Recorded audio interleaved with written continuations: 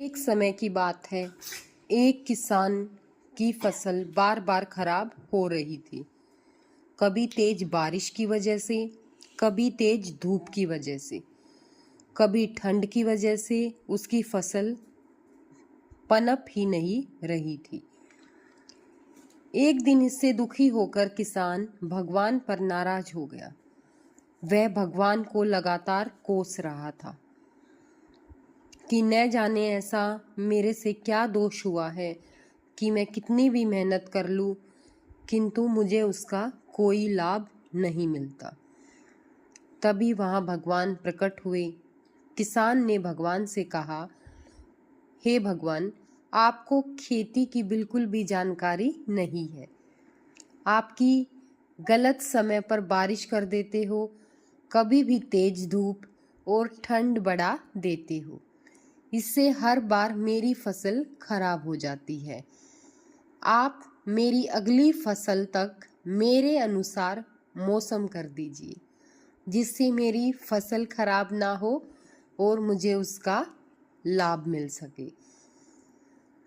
जैसा मैं चाहूं वैसा ही मौसम रहे, क्योंकि मुझे ही अपनी फसल की जानकारी है कि उसको कितनी धूप चाहिए, कितनी बारिश चाहिए और कितनी ठंड चाहिए।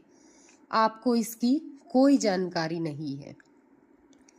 ये बातें सुनकर भगवान ने कहा कि ठीक है, अब से ऐसा ही होगा। ये बोलकर वे अंतर्ध्यान हो गए। अगले दिन से किसान ने फिर से गेहूं की खेती शुरू कर दी। अब जब वह बारिश चाहता था तब बारिश होती, फसल के लिए जब उसे धूप की जरूरत होती तब धूप निकलती। इस तरह उसकी इच्छा के अनुसार मौसम चल रहा था। धीरे धीरे उसकी फसल तैयार हो गई। हरे भरे खेत को देखकर किसान बहुत खुश था। जब फसल कटाई का समय आया तो उसने देखा कि फसल की बालियों में गेहूं थे ही नहीं, सब की सब खोखली बालियां थी। ये देखकर उसने फिर से भगवान को याद किया। भगवान प्रकट हुए तो इसकी वजह पूछी। भगवान ने कहा कि तुम्हारी फसल ने बिल्कुल भी संघर्ष नहीं किया है, इसी वजह से ये खोखली हो गई है। जब फसलें तेज बारिश में, तेज हवा में खुद को बचाए रखने का संघर्ष करती हैं, तेज धूप से लड़ती हैं, तभी उसमें दाने बनने की प्रक्रिया शुरू होती है। जिस तरह सोने को चमकने के लिए आग में तपना पड़ता है, ठीक उसी तरह फसलों के लिए भी संघर्ष जरूरी होता है।